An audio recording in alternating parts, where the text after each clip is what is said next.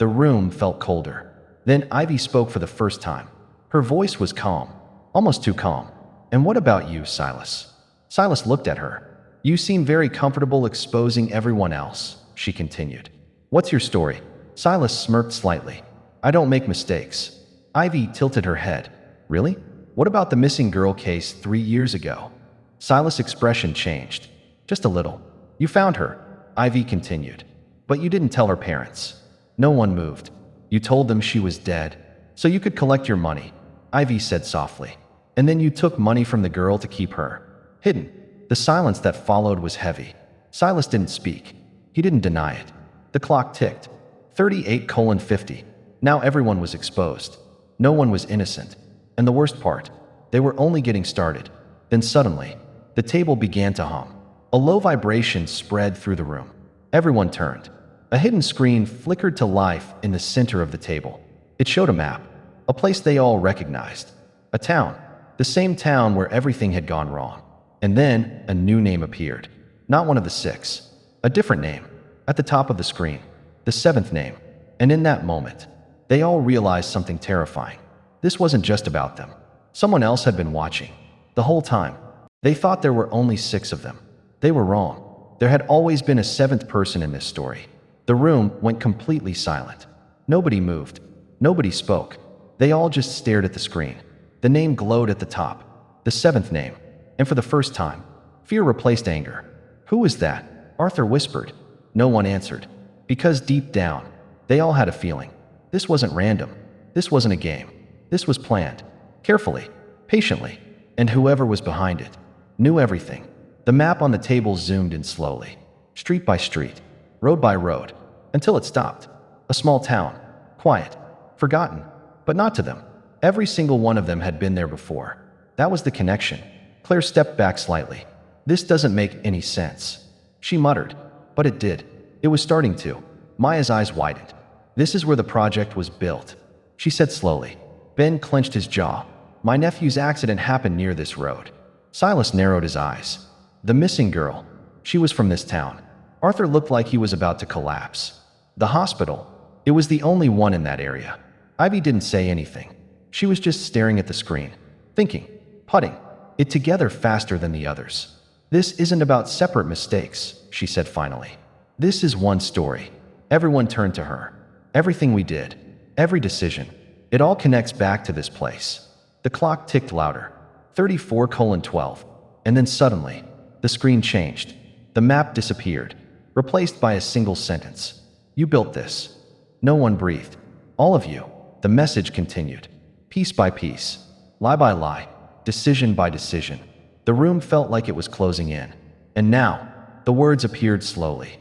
"You will finish it." The lights flickered again. The heartbeat sound returned. Louder this time.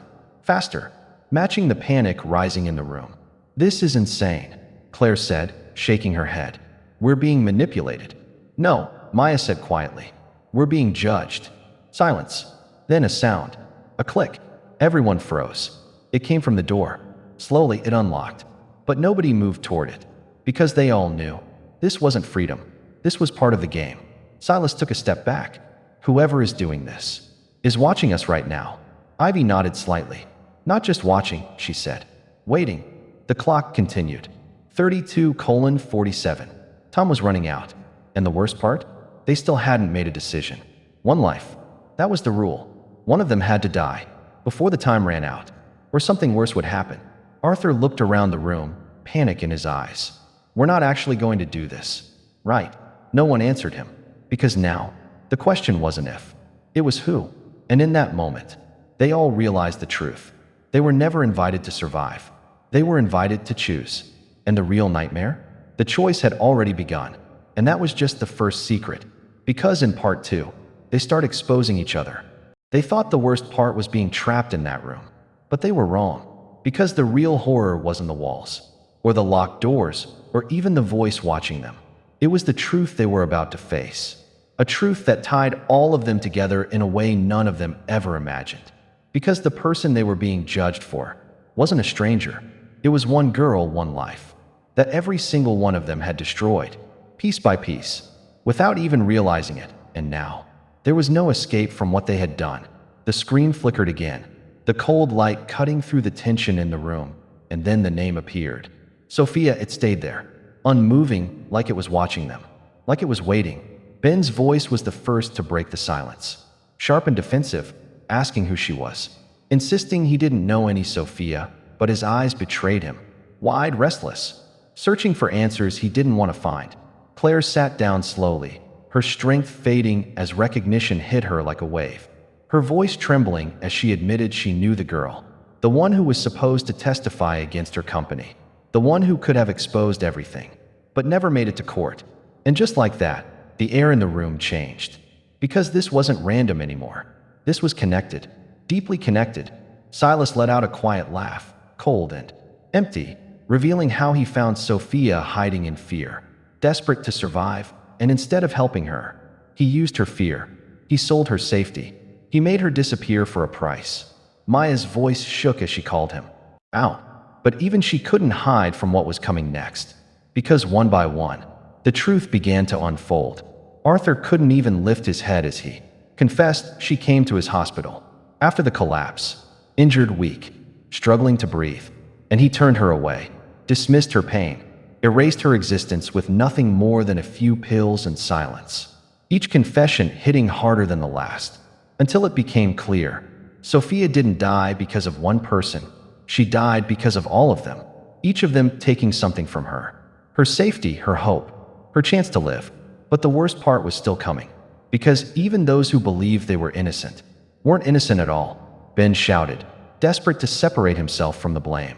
But Ivy's calm voice cut through him like a blade as she revealed the truth. About his nephew. How he didn't die instantly. How Sophia stayed by his side. How she begged Ben for help, and how he turned her away, choosing money over humanity. And suddenly, memory hit him. The girl with tears in her eyes. The one he ignored. The one he pushed aside.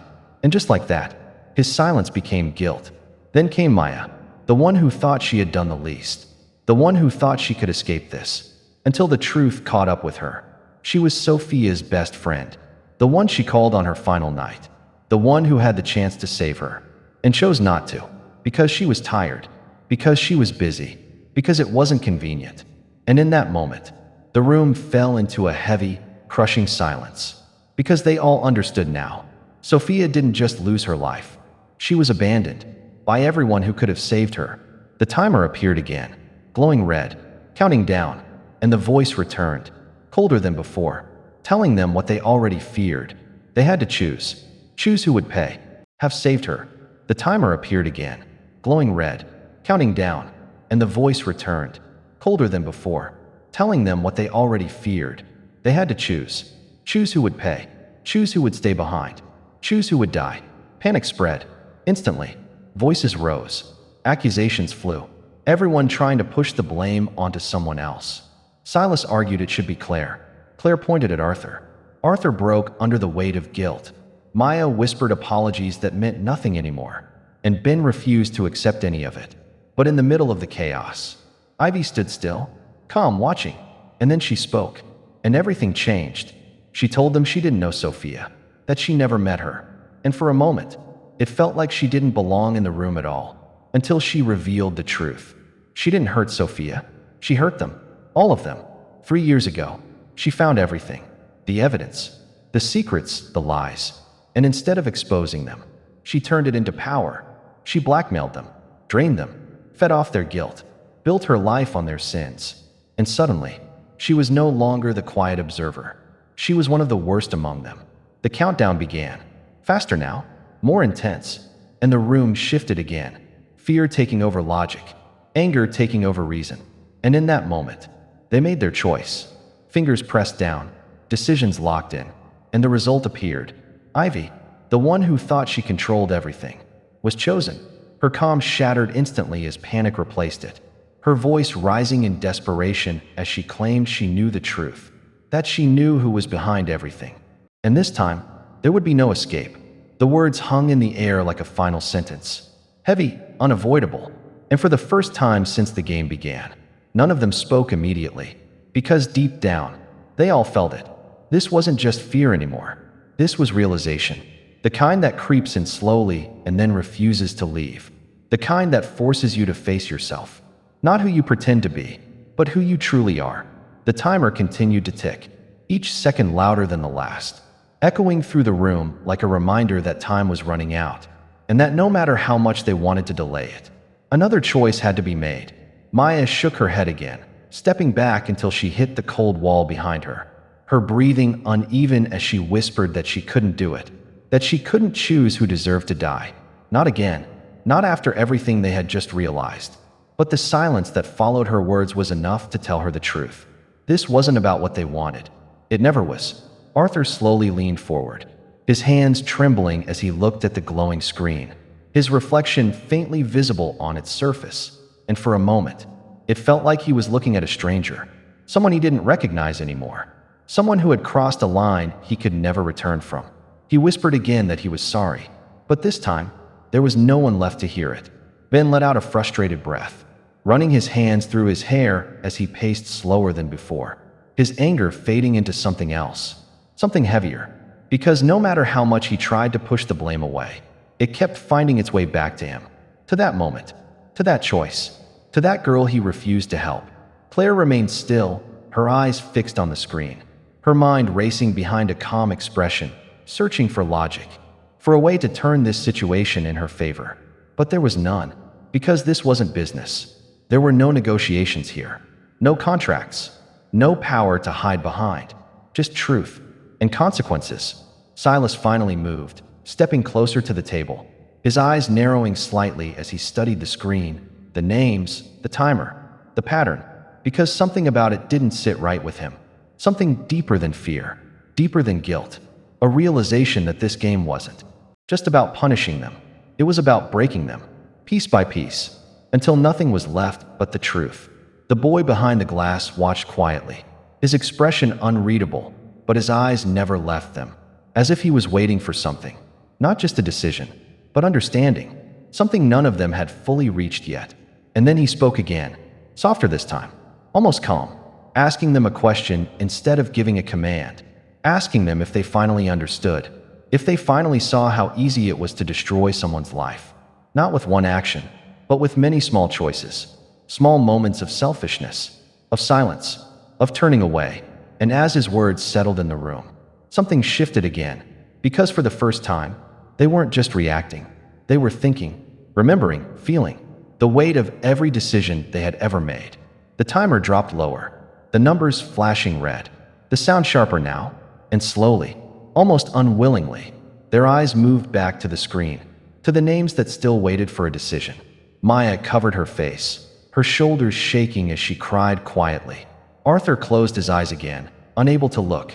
Ben stopped pacing, standing still for the first time. Claire exhaled slowly, her control slipping just slightly. And Silas reached out, his hand hovering above the screen. But he didn't press anything. Not yet, because now, it wasn't just about choosing someone else. It was about choosing the truth. And that was something far more dangerous. The boy leaned closer to the glass, his voice steady as he reminded them that the next vote wasn't just about guilt.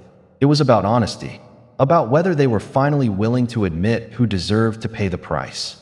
Not based on fear, not based on anger, but based on truth. And that was something none of them had done before. The countdown entered its final seconds, the sound now unbearable, echoing through their minds, pushing them closer to a decision they couldn't avoid.